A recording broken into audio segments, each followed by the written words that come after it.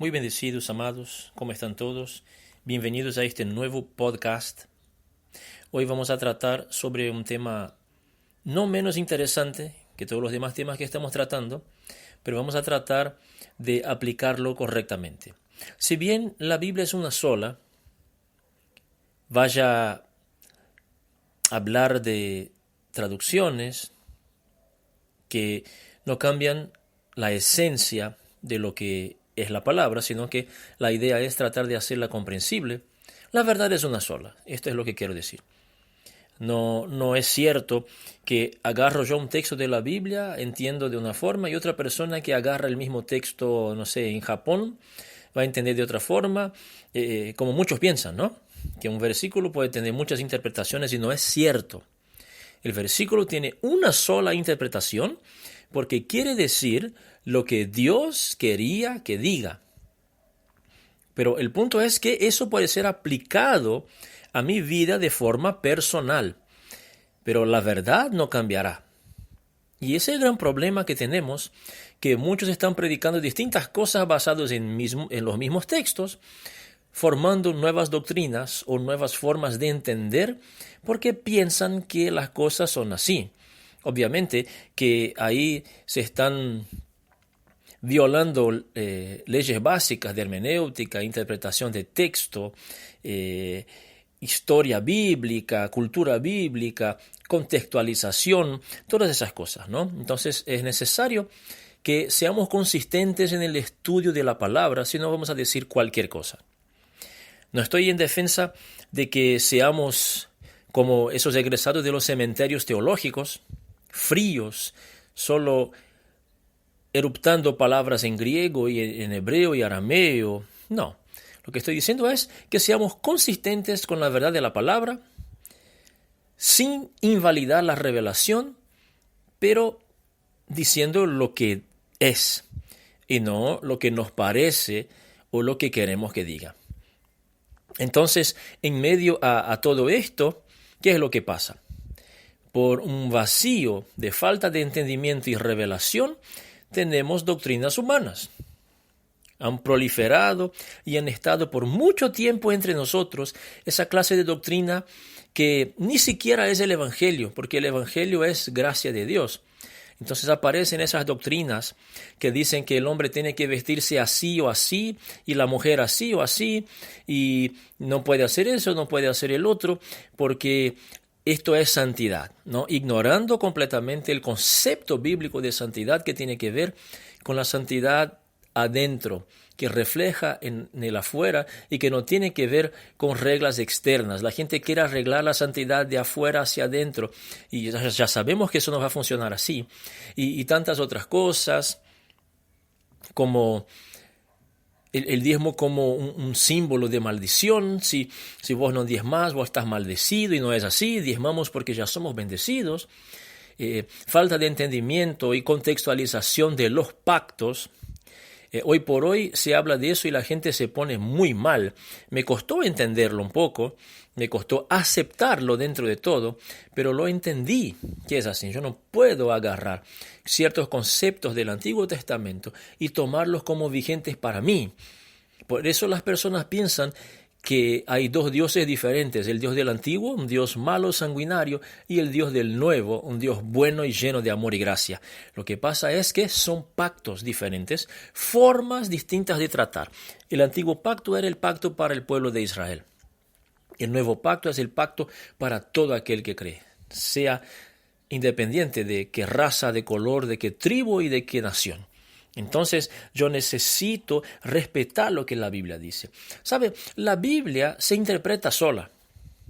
Si yo agarro un versículo y quiero entender realmente de qué está hablando, yo necesito leer un par de versículos anteriores y un par de versículos posteriores, sacando bien el entendimiento de la situación de que se está hablando, el entendimiento de cuál es el momento histórico, quién habla y para quién, cuál es la situación específica.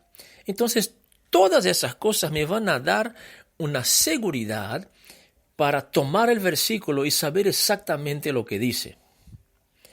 Un ejemplo, ¿no? Efesios 1:3, un versículo que me encanta tanto, que dice que ya somos bendecidos con toda la bendición. Pero, aunque es cierto, la palabra bendecir o bendecido, es que decir, viene de la palabra eulogeo, la palabra griega, que quiere decir hablar bien, quiere decir, Dios habló demasiado bien de nosotros. Dios habla demasiado bien de nosotros.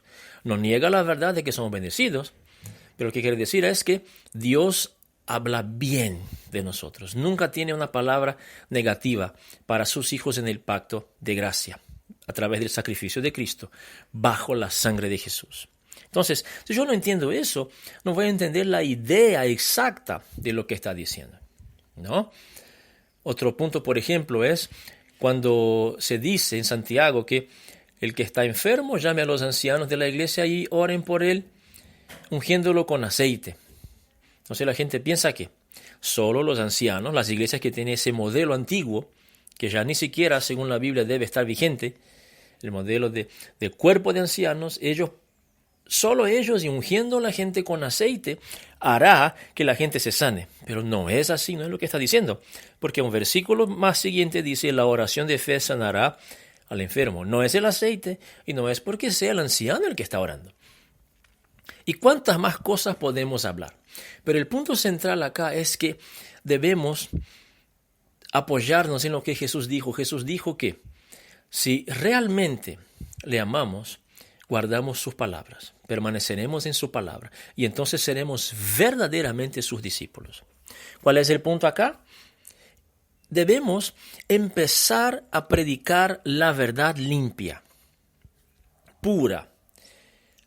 Yo sé que hay mucha gente que ya se cansó de estas religiones cristianas que tienen mezcla de gracia y obras, tienen sus estatutos, normas que siquiera tienen que ver con la palabra de Dios, que niegan directamente la palabra. Por ejemplo, hace muchísimos años, cuando yo siquiera conocía o tenía el entendimiento de lo que tengo hoy, yo fui a cantar en una iglesia en otra ciudad de Brasil. Fui de la ciudad que yo nací a otra ciudad.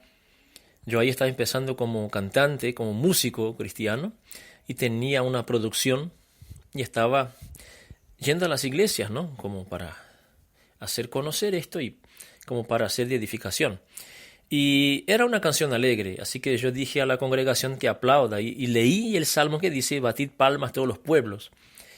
Y a la mitad de la canción se levanta el pastor de esa congregación, no voy a decir nombre ni denominación por ética, porque la idea no es hablar mal de nadie, y me quita el micrófono y dice, yo sé que la Biblia dice, batid palmas todos los pueblos, pero nuestra denominación no tiene tal costumbre. ¿Usted entiende la gravedad de esto? Pero es más grave si nos damos cuenta que hay miles y miles de iglesias y miles de cristianos evangélicos sinceros que desean servir a Dios, pero están recibiendo una enseñanza falsa. ¿Qué es lo que vamos a hacer nosotros? Dios nos llama para no criticar. Dios nos llama para cambiar esto, para ser un agente de cambio. El cambio que queremos ver en la predicación de la palabra es el cambio que nosotros debemos iniciar. Por eso mi intención acá no es hablar mal de nadie, ni criticar, pero desde mi lugar yo puedo hablarte y motivarte a que tú puedas ser alguien que enseña la verdad, que predica la verdad, que habla la verdad pura, la palabra de Dios sin mezcla. Ya sabemos que aunque tengamos denominaciones, y yo creo que es una forma de organizar, no existen visiones. A veces hablo con personas y me dicen, no, es la visión específica que Dios me dio. Una visión rara, ¿no? Porque si Dios da una visión para un ministerio, tiene que ser una visión con un fundamento, un embasamiento 100% bíblico. Y no con cosas raras, de que si te esfuerzas alcanzarás y cosas así. Porque sabemos que la Biblia nos dice eso. En Cristo ya alcanzamos. Él alcanzó por nosotros. No lo merecemos. Pero porque Jesús lo merece, lo conquistó, nosotros también lo merecemos y lo hemos conquistado en Él. Y entonces no hay la visión específica que Dios me dio, es la visión del ayuno. No, o sea, eso está mal. Nosotros que empezamos a conocer la verdad o que hemos tenido un entendimiento más profundo del Evangelio, de la palabra de Dios, debemos empezar a hablar la verdad, donde sea. Porque si bien está mal, obviamente, vivir en pecado, está mal andar en contra de la palabra, pero también está mal predicar herejía. La gente piensa que herejías son cosas distorsionadas al extremo. Solo es herejía si yo digo que Jesús no es el Hijo de Dios. Solo es herejía si yo digo que Dios no existe y cosas así. Pero herejía es cuando yo estoy distorsionando a un punto sencillo de la palabra de Dios.